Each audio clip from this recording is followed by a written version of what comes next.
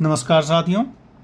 आज मैं बात करने वाला हूं, चूँकि चला आ रहा है कि हर एक फील्ड में जाने के लिए हमारी कुंडली के अंदर में ऐसे क्या योग होते हैं, तो उन योगों के बारे में पूरी तरीके से आज मैं डिटेल से बतलाने वाला हूं।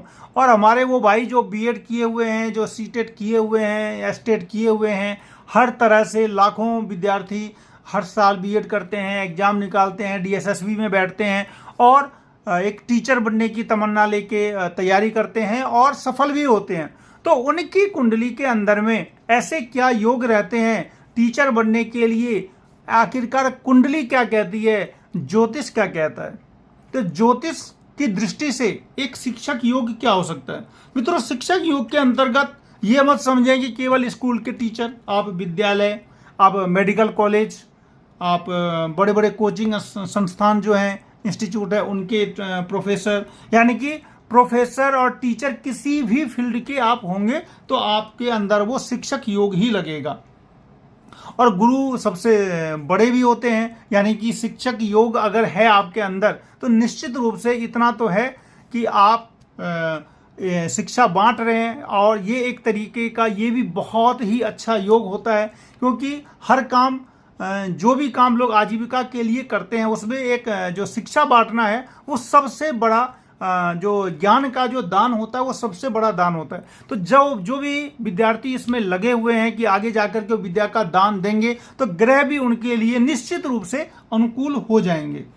अब हम बात करें कि शिक्षक योग के लिए सबसे बड़ा जो प्लैनेट है वो कौन है, तो आप जान ही रहे हैं मित्रों कि बृहस्पति जो हैं वो देवों के आचार्य हैं और बुध जो है वो विद्या का कारक है। बृहस्पति देवों के आचार्य हैं और जो बुध है वो विद्या का कारक है। यानी कि इससे क्या मतलब निकला कि बृहस्पति और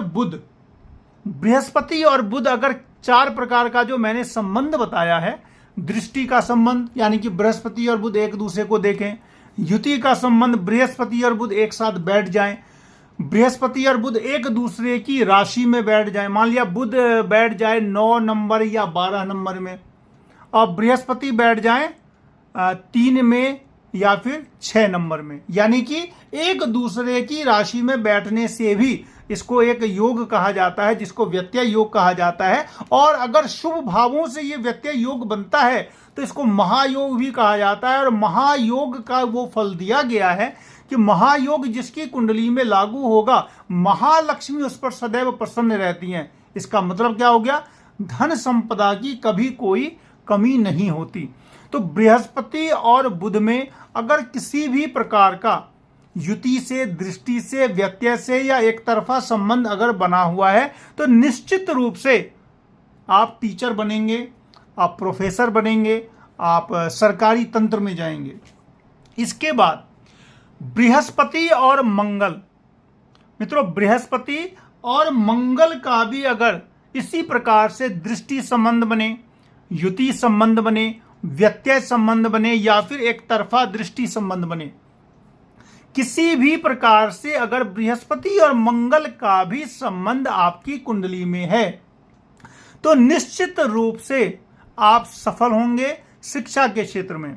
आप लेक्चरर बने, प्रोफेसर बने, टीचर बने, सरकारी स्कूल के मास्टर बने, या फिर प्राइमरी से लेकर के कॉलेज तक, वो आपकी कुंडली की दशा, अंतरदशा, लग्नेश और नवमेश पर निर्भर करता है। और आपके ऊपर भी निर्भर कर रहा है कि आप किस चीज की तैयारी कर रहे हैं।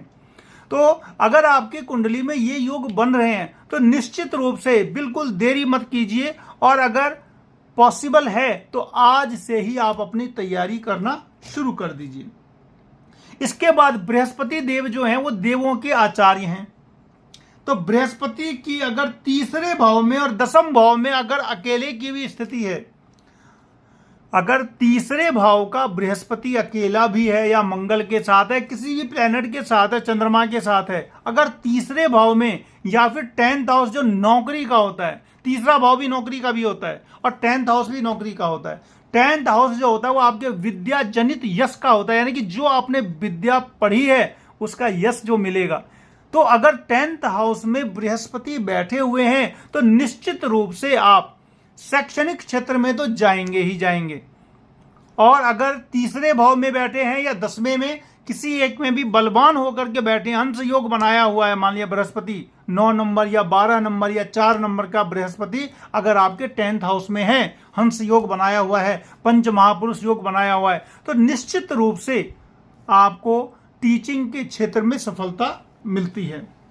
इसके बाद एक चीज और है कि शनि जो है वो अंग्रेजी का कारक है। शनि जो है वो अन्य देशीय भाषा कहलाता है। हमारी देश की भाषा तो हिंदी और संस्कृत है, तो शनि को हम अन्य देशीय भाषा कहते हैं। अन्य देशीय भाषा का जो कारक है वो शनिदेव हैं। और शनि जब देवों के गुरु बृहस्पति के साथ किसी भी प्रकार से अगर संबंध बनाए या एक दूसरे से समसप्तक हो जाए, यानी कि शनि और बृहस्पति एक दूसरे को 7वीं दृष्टि से देखें, तो भी ये बहुत ही प्रबल शिक्षक योग बनता है। इसके बाद जो 5th हाउस होता है वो आपकी बुद्धि का होता है, विद्या का भी होता है, रिजल्ट का होता है, कंपटीशन फाइट करने का होता है, कॉम्पिटिटिव रिजल्ट का होता है। तो 5वें भाव और 5वें भाव के स्वामी यानी कि लॉर्ड अगर पाप के साथ हो, पापी प्लैनेट के साथ हो, या फिर पापी ग्रह से दृष्ट हो जाएं, तब भी ये एक अच्छा शिक्षक का योग बनता है। हो सकता है कि इसमें आपका जो सब्जेक्ट होगा वो अन्य देशीय किसी विद्या होगा, क्योंकि इसमें ज़्यादातर शनि राहु इन सब का दृष्टि पड़ेगा। तो शनि और राहु की दृष्टि पड़ने से किसी न किसी प्रकार से आप किसी ऐसे सब्जेक्ट के टीचर बनते हैं जो हमारे देश की जो लैंग्वेज नहीं, यानी कि इंग्लिश हो सकता है या फिर अदर फॉरेन लैंग्वेज हो सकता है। इस तरीके से कुंडली के अंदर में बहुत सारी बातें पता चल जाती हैं। शिक्षक योग अगर है, शिक्षक योग में आप हमेशा कंक्लूजन यही निकाल रहा हूं मैं कि बृहस्पति और बुध का संबंध हो, बृहस्पति और मंगल का संबंध हो, बृहस्पति बलवान हो, बृहस्पति तीसरे या 10वें घर में बैठे हुए हों, शनि और बृहस्पति का संबंध हो, और साथ ही साथ लग्नेश और दशमेश आपका खूब मजबूत हो। उसके बाद आपकी दशा अंतरदशा और प्रत्यांतर शुभ ग्रहों की जब चल रही हो, निश्चित रूप से आपका जो आपने एग्जाम दिया है उसमें आपका रिजल्ट आएगा और आपको नौकरी प्राप्त हो जाएगी। मित्रों, लाइक शेयर सब्सक्राइब जरूर करें।